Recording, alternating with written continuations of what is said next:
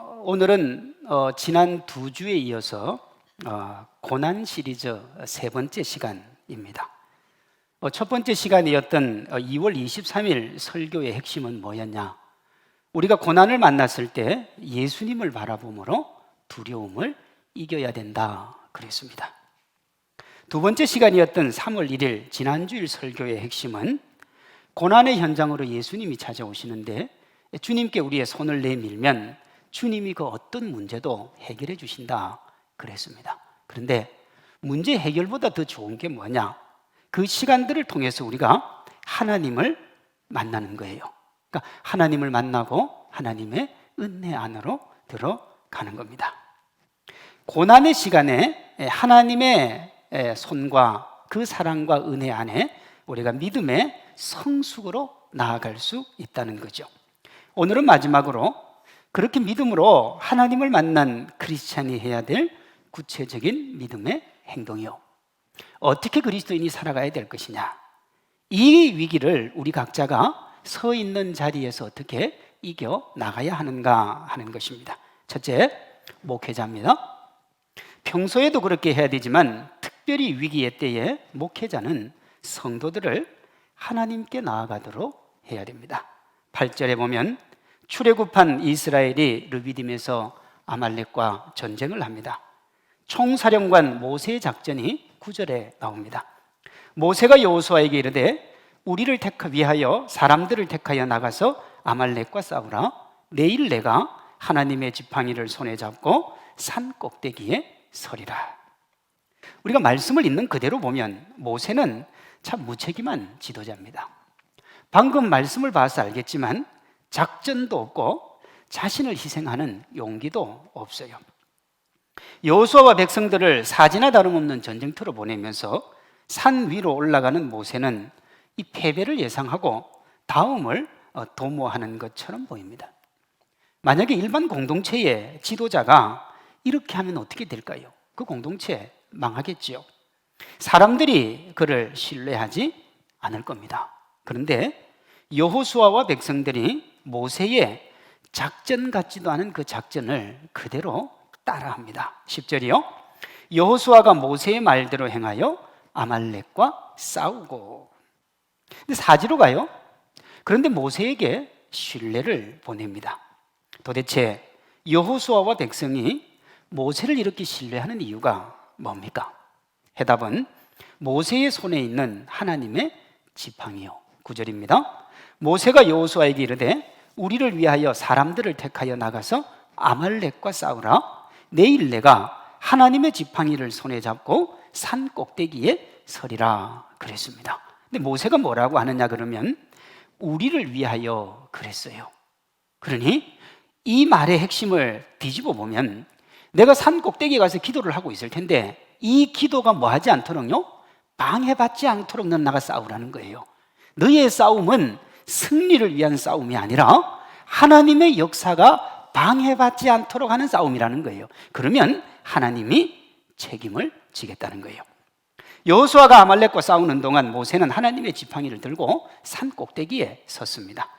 모세가 든 지팡이가 어떤 지팡이냐 하는 게 중요한데, 이 지팡이는 호렙산에서 하나님의 부름을 받을 때 하나님이 그와 동행하겠다고 하셨던 표시입니다. 모세는 그 지팡이를 들고 최고의 권력자였던 바로에게 당당히 맞섰습니다. 사실 지팡이 하나로 이 바로 앞에 선다는 것이 무모한 거죠. 그런데 하나님의 뜻에 따라 하나님의 은혜로 하나님의 명령대로 했더니 승리하더라는 거예요.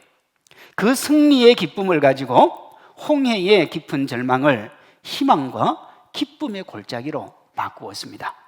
메마르고 삭막한 이곳 르비딤의 절망의 반석에 소망의 꽃을 피게 한 것도 뭐냐? 하나님의 지팡이요. 언제나 그 지팡이는 절망의 상황에서 희망이라는 걸 만들어냈어요. 모세가 이 지팡이를 뭐라고 했느냐? 하나님의 지팡이라 그랬습니다.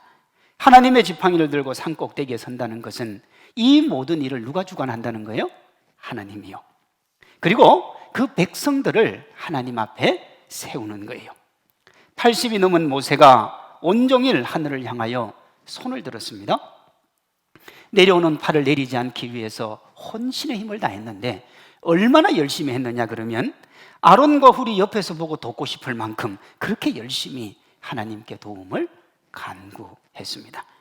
그의 최선의 노력이 승리라고 하는 아름다운 열매를 맺었습니다. 승리를 했으니까 이제 상황이 다 종결되었으니까 끝난 것 같은데 모세는 겸손히 무릎을 꿇고 하나님께 예배를 드리는데 15절 16절입니다.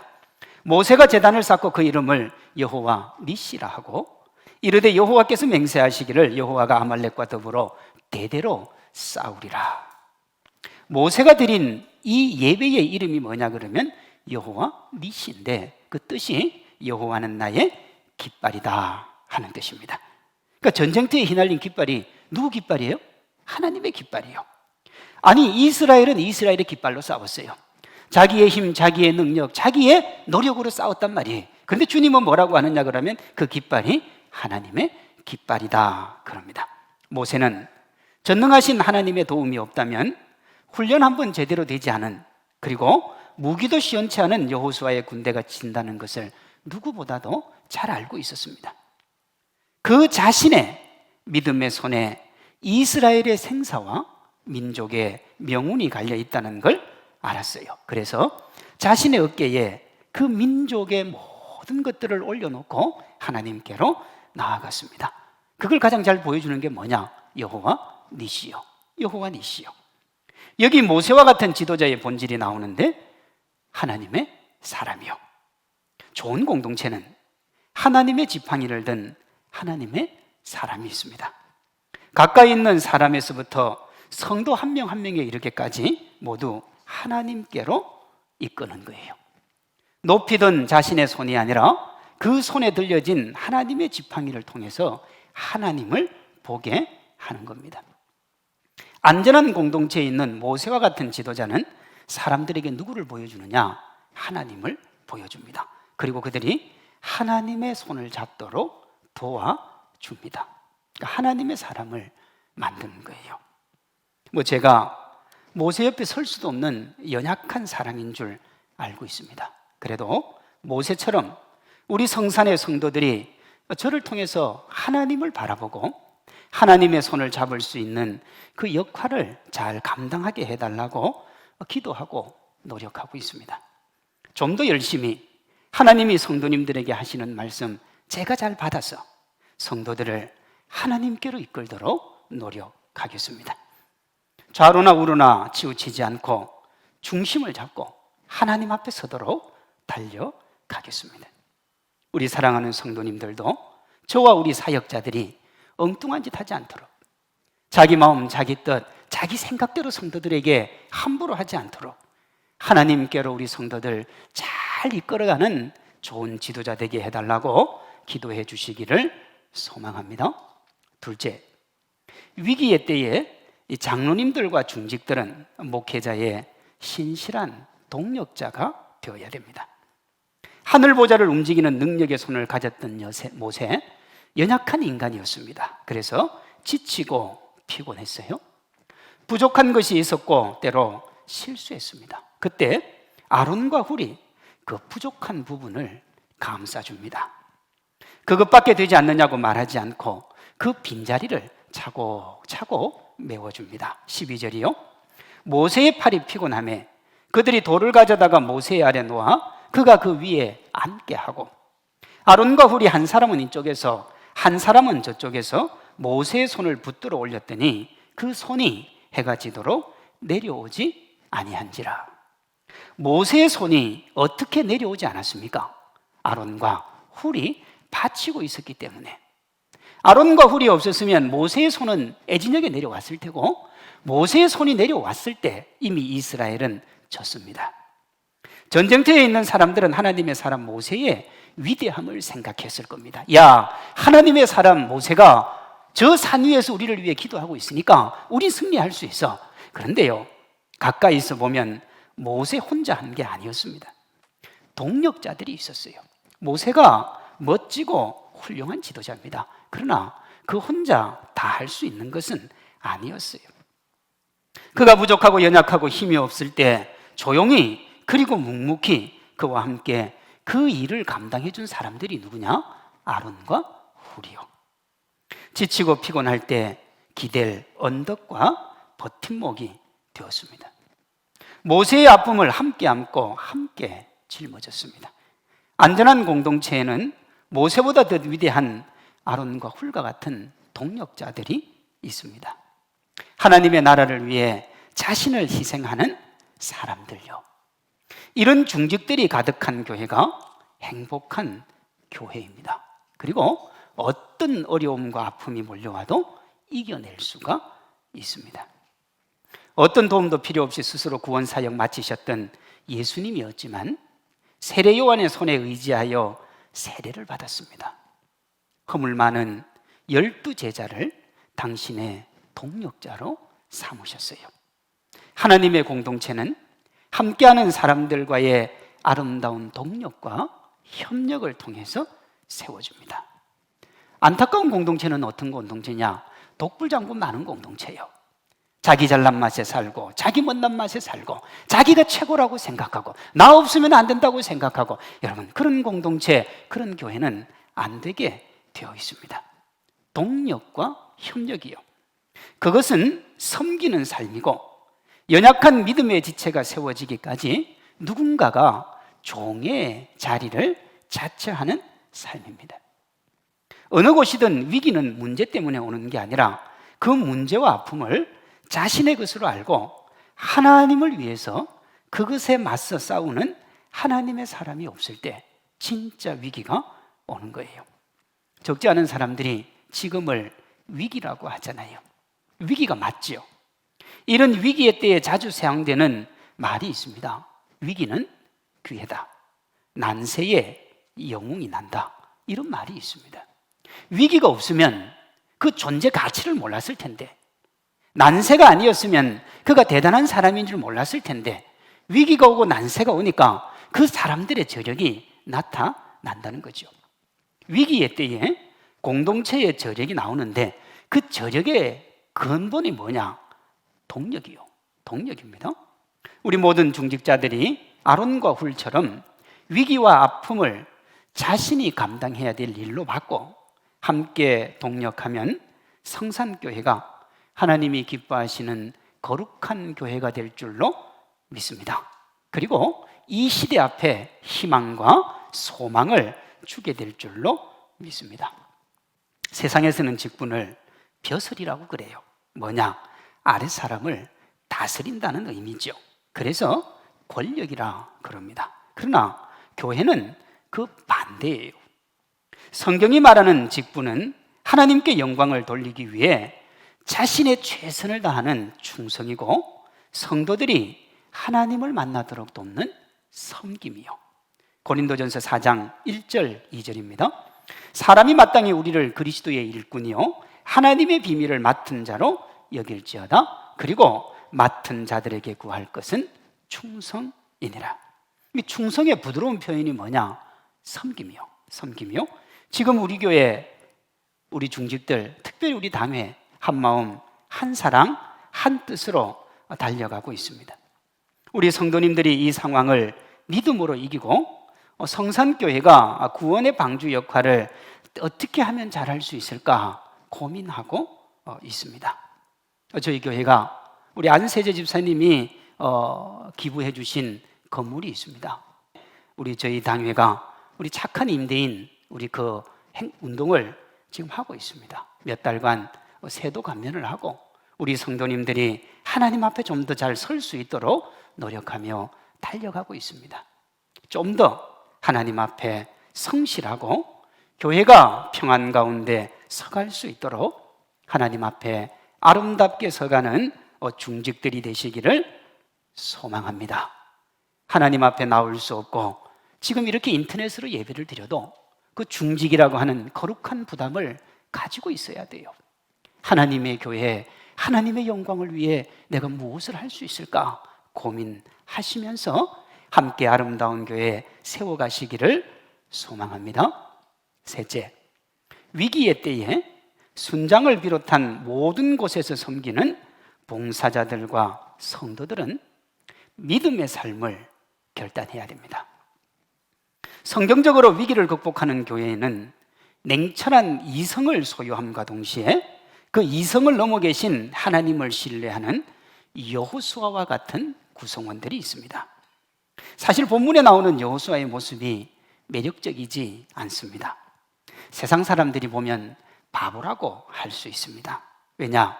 10절에 보면 여호수아가 모세의 말대로 했다 그래요. 너는 나가서 싸우라, 내가 산 꼭대기에 서리라. 그러니까 여호수아가 뭐라고 그랬느냐 그러면 네 라고 했습니다. 사실 이거 의미를 생각해 보지 않고 보면 정말 꽉 막힌 사령관의 꽉 막힌 야전 사령관입니다. 전쟁을 조금이라도 아는 사람이라면 이런 대화를 할 수가 없어요. 전쟁의 가장 기본이 뭐냐? 훈련된 병사지요. 사기만 가지고 싸울 수는 없습니다. 아말렉 사람들은 정식으로 군사 훈련을 받았습니다. 정신 무장도 강하고 무기도 잘 다뤄요. 그러나 이스라엘은 시민군입니다. 군사 훈련 제대로 받은 적도 없고 아무리 좋은 무기를 줘도 다룰 줄도 몰라요. 한마디로 하면 오합지졸이죠. 이것을 가장 잘 보여주는 게 뭐냐? 모세가 손을 들면 이기고 모세가 손을 내리면 지고, 여호수아와 함께 전쟁터로 나가는 사람들은 이 전쟁을 수행할 수 없는 사람들이죠. 그러니 여호수아는 모세의 가서 싸우라 하는 말에 네라고 하면 안 돼요. 아니, 상식적으로 no라고 해야 됩니다. 수많은 사람들의 목숨이 걸려 있잖아요. 모세는 나이가 많고 산 위에 올라갈 것이니까 꿈 같은 말 할 수 있지만 여호수아가 바로 잡아줘야 돼요. 그러니 여호수아가 네라고 하면 안 돼요. 그런데 네라고 해요. 결론부터 말하면 하나님을 섬기는 그의 이 네라고 하는 대답이 하나님의 지팡이를 든 모세를 향한 가장 이성적이고 논리적인 대답입니다. 민수기에 그 논리의 핵심이 나와요.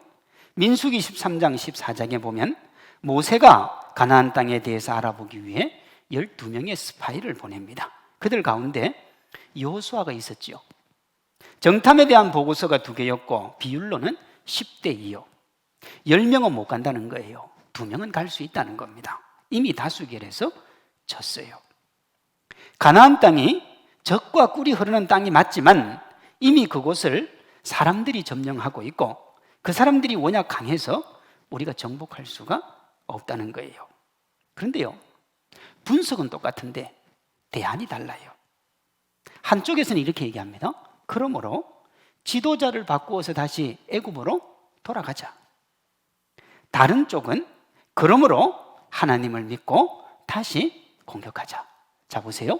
분석은 똑같아요. 대안이 달라요. 그 다른 대안의 중심에 누가 있습니까? 하나님이요. 하나님이 있습니다. 더 구체적으로 말하면 하나님을 믿는 믿음이 있습니다. 모세가 무엇을 들고 산꼭대기에 선다고 했느냐 그러면 하나님의 지팡이요. 만약에 모세가 하나님의 지팡이를 들고 선다는 얘기를 안 했으면 여호수아는 네라고 대답을 하지 않았을 겁니다. 누구보다 예리하게 상황을 분석하는 능력을 가졌던 여호수아는 말이 되지 않는 싸움이라는 걸 알았어요. 그런데 왜 네라고 했을까요? 이성적인 판단으로 분명히 집니다. 동시에 그는 자신의 이성 너머에 계시는 자신의 이성 안에 가둘 수 없는 전능하신 하나님을 봤어요. 그 믿음이 다른 대안을 제시하게 만들고 다른 결과를 도출하게 만들었습니다. 10명의 정탐꾼은 상황에 매몰되어 상황 속에 절망하는 무늬만 믿음의 사람들이에요. 예수님을 믿는 것 같아요. 하나님을 따르는 것 같아요. 하나님을 의지하는 것 같아요. 그런데요, 하나님을 안 믿어요. 하나님을 바라보지 않습니다. 어떤 교회 목사님이 저한테 이렇게 얘기해요. 한 2주 인터넷 예배를 드렸더니 성도님이 항의 문자가 왔더라는 거예요. 목사님, 어떻게 교회가 예배를 안 드릴 수 있습니까? 지금이라도 주의를 여셔야죠. 그 목사님이 그 문자를 받고 회개를 했다고 그래요. 야, 평신도가 나보다 신앙이 좋구나. 그렇게 하고 부목사한테 그분이 평소에 예배를 어떻게 드렸는지 물어봤더니 이분이요, 주일 빼먹기를 다반사로 한 거예요. 이거 얼마나 웃깁니까? 그렇죠?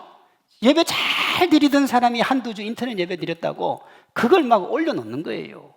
교회가 이래서 되냐 이거예요. 성도 여러분, 자기 먼저 그렇게 하고 남한테 얘기해야 되는 거 아닙니까? 이런 사람을 뭐라고 그러느냐? 무늬만 그리스도인이에요. 무늬만. 말로만 예수님을 믿지 실제 예수님을 안 믿는 거죠. 이런 분들은요, 주어진 상황의 선우를 분명하게 직시합니다. 자신들이 할 수 있는 것과 할 수 없는 것을 명확하게 체크를 해요. 그리고 그것을 기초로 자기 이성의 한계 안에서 판단하고 결론을 도출합니다. 하나님은 뒷전이고 자신이 무엇을 가지고 있고 무엇을 할 수 있는가에만 집중을 해요. 그리고 나에게 이익이 되나 안 되나 그것만 봅니다. 분위기와 상황을 말하고 그것을 하나님보다 더 절대화시켜요. 그렇게 상황과 여건에 순응하면서 자기 이성으로 사람들을 선동하고 잘못된 것이 보이면 다 타인에게 화살을 돌립니다. 하나님을 믿는다고 하는데 실상은 하나님을 믿지 않는 이들과 조금도 다르지가 않아요. 요즘 정치인들을 한번 보십시오. 무늬만 국민의 종이지 실제로는 상전도 그런 상전은 없어요. 코로나19로 국민들을 사지로 몰아넣었으면 사과를 해야 되는데 상황을 이 지경으로 만들어 놓고 손가락질만 하고 있습니다. 지금 이 답답한 상황 가운데서도 여러분 내 사람, 네 사람 챙기고 있어요. 꼴불견도 이런 꼴불견이 없고 목사가 이런 표현해서 죄송하지만 짜증이 확 돌아요. 그냥 보고 있으면 짜증이 나요. 이 정치인들은 선거운동 못한다고 속상해하는데 국민들은 그게 더 나아요. 그런데 여러분 알고 있습니까? 하나님을 믿는다고 하면서 믿음의 삶을 살지 않는 크리스찬의 모습이 하나님 눈에 이렇게 보일 수가 있다는 거예요. 열심히 하는데요, 최선을 다하는데요, 하나님 나만큼 잘 믿는 사람이 어디 있습니까? 정치인들하고 똑같잖아요. 그렇죠? 제가 오늘 죄송은 합니다. 미안해요. 그럼 어떻게 하겠어요? 그런데 여러분, 하나님이 우리의 믿음을 보고 속이 상해 있는데 보기도 고통스러운데 우리는 하나님 앞에 가서 뭐라고 하냐면 하나님, 나 정말 하나님 잘 믿고 있지 않아요? 정말 우리 자신을 한번 돌아봐야 돼요. 예배를 드릴 수 없는 이 상황이 속상하지만 그래도 하나님이 우리를 바라보면서 우리에게 뭘 원하실까? 그걸 생각하면 여러분 얼마나 부끄러운지 모릅니다. 제가 우리 기도하는 방에는 올렸습니다만 전 세계에서 우리나라 외국 못 오게 막아요. 근데 기분 나쁩니까? 근데 저는 기분이 안 나쁘고요. 주일날 예배도 안 드리고 회에 나갈 수 있으면 다 나갔잖아요. 하나님이 막아버리잖아요. 근데 어디도 막았어요? 주일도 막았어요. 주일 예배당 못 오더라고요. 왜요? 예배도 안 드리고 하나님 앞에 영광도 안 올려드리면서 뻔질하게 와서 폼 잡고 예배당 들러드리는 게 하나님이 고통스러워서 저는 그렇게 봐요. 저는 그렇게 봅니다. 반성하고 돌아서서 하나님이 다시 예배의 문을 열어줬을 때는 정말 진실하고 기쁘게 하나님 앞에 예배해야 안 되겠어요? 우리가 이 시기를 고통과 아픔으로 보낼 수 있지만 우리의 신앙을 새롭게 돌아보는 기회로 삼을 수도 있습니다. 우리의 연약함을 인정하며 하나님 아버지 앞에 나아가서 하나님께 영광 돌리는 믿음의 주인공들 되기를 소망합니다. 여호수아처럼요. 여호수아도 상황을 직시했습니다. 여호수아도 주어진 여건을 인정했어요. 그러나 그는 상황에 매몰되지 않는 믿음을 가지고 있었습니다. 상황에 직시한다는 점에서는 전자의 사람들과 동일하지요. 여호수아도 10명의 정탐꾼과 똑같은 상황을 봤고 그 상황을 무시하지 않았습니다. 그러나 그는 10명의 정탐꾼과 달리 상황을 넘어 계시는 하나님을 보는 눈을 가지고 있었습니다. 그는 현실을 무시하지 않았지만 동시에 하나님이 함께 하신다는 믿음을 가진 하나님의 사람이었어요. 여호수아는 자신이 무엇을 가지고 있느냐로 상대적 박탈감을 느끼거나 자신을 학대하는 대신 자신이 믿고 의지하는 하나님의 능력에 의지해서 열심으로 하나님의 길을 따라갔습니다. 남들이 보기에는 무모한 것처럼 보일지 몰라도 자신은 참 행복했어요. 다른 사람은 여호수아를 바보라고 했겠죠. 멍청하다고 했겠죠. 그런데 행복했다고요. 그리고 그 행복은 공동체 전체의 행복으로 이어집니다. 13절이요. 여호수아가 칼날로 아말렉과 그 백성을 쳐서 무찌르니라. 11절에 보면 겉으로 보기에 전쟁의 성패는 모세의 손에 달려있지만 실제로는 그게 누구에게 달려있습니까? 하나님이요. 좀 더 깊이 얘기하면 하나님을 믿는 믿음이요. 그러면 여러분, 여호수아의 칼날은 뭡니까? 그것도 믿음이에요. 자신에게 주어진 모든 것을 최대한 사용했지만 실제로는 도구에 불과했고 그를 승리로 이끈 것은 모세가 들고 있는 지팡이, 그 지팡이로 능력을 내시는 하나님을 믿는 믿음이요. 우리에게도 우리가 할 수 있는 최선을 다하되 결과를 하나님 앞에 맡기는 뭐가 필요합니까? 믿음이 필요합니다. 우리가 기댄 세상이 아니라 하나님을 믿고 의지하고 바라보는 믿음이요. 20세기 말부터요, 지금까지 사람들은 인간의 위대함을 자랑했습니다. 과학기술의 발달과 함께 유토피아를 노래했고요, 지금도 그 자부심으로 달려가는 이들이 적지 않습니다. 내가 열심히 하면 이 세상이 더 밝아질 거다, 그렇게 이야기를 해요. 그런데 한번 보십시오. 눈에 보이지도 않는 코로나19라고 붙여진 이 바이러스에 온 세상이 벌벌 떨고 있습니다. 비행기가 공항에 착륙도 못하게 하는 나라가 있습니다. 그렇게 떨고 있어요. 바이러스가 들어올까 봐 공항에서 검사를 하고 그것도 모자라서 14일 격리를 시켜요. 문제 없다고 하는데도 왜 격리시킵니까? 무서운 거예요? 두려운 거예요? 세계 10위 교역국의 위상을 가진 위대한 대한민국, 인터넷을 통한 원스톱 시스템을 가진 대단한 나라, 앞서가는 나라인 줄 알았는데 한 장에 1,000원 하는 마스크 하나 공급할 수 없는 나라가 우리나라예요. 뭐가 그렇게 대단합니까? 뭐가 그렇게 멋져요? 엄청난 수준의 경제력을 자랑하는 그 화려함의 이면에 사람들이 1,000원짜리 마스크 2장 구하기 위해 몇 시간 줄을 서야 되는 나라, 그게 지금 우리가 처한 현실이에요. 그게 없어서 두려워 떨고 있습니다. 이게 우리 현실이에요. 죄송한 얘기입니다만 아무리 폼 잡고 대단한 척 해봐야 그 도토리 기적입니다. 위대한 것 같은데, 멋진 것 같은데, 대단한 것 같은데 다 똑같아요. 그러면 이 상황을 어떻게 이깁니까? 믿음이요.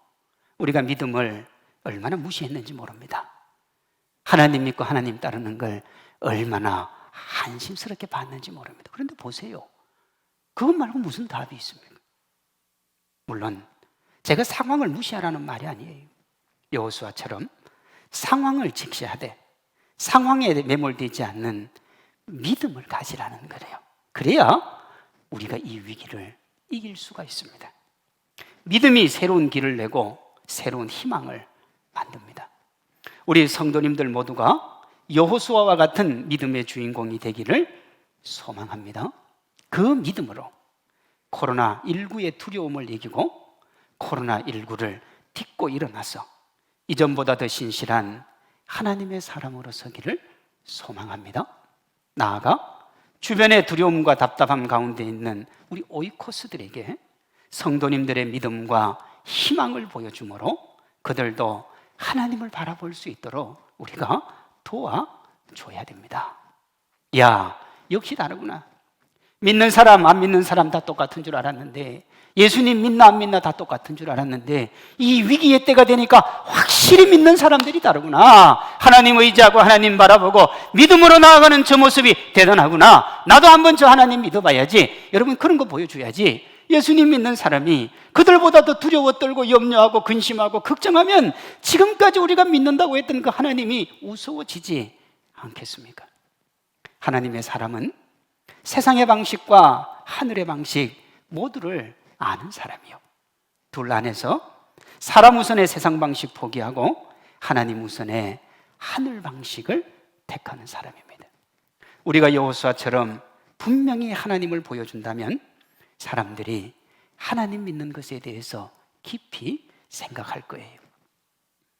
아무런 거리낌 없이 하나님을 무시하고 교회를 비판하며 예수님 믿는 사람들 비난하는 이들이 자신이 행한, 자신이 했던 그 태도들을 되돌아볼 겁니다. 그러면서 그들도 하나님을 만나고 하나님 앞에서 위로와 평강을 누리게 될 겁니다.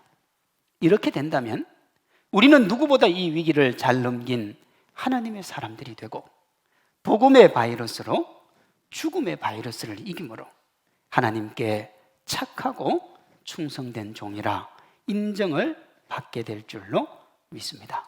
하나님은 저를 비롯한 우리 교육자들이 모세처럼 성도들이 하나님의 손을 잡고 이 위기 건너도록 리더십을 발휘하기를 원합니다. 장로님들을 비롯한 중직들이 아론과 훌처럼 이 일에 함께 동력하기를 원하십니다. 우리 성도님들은 여호수아와 백성처럼 상황을 바라보며 세상의 방식으로 접근하는 무늬만 크리스찬을 넘어서 믿음의 눈과 행동으로 이 상황을 이기고 승리하는 하나님의 사람들이 되기를 원하십니다. 우리 모두가 하나님이 원하는 역할을 잘 행함으로 이 위기를 잘 이겨내고 주변 사람들도 믿음으로 이기도록 복음을 나눔으로 영광의 주님께 감사와 찬양을 올려드리는 행복과 기쁨의 주인공들 되시기를 주님의 이름으로 축원합니다.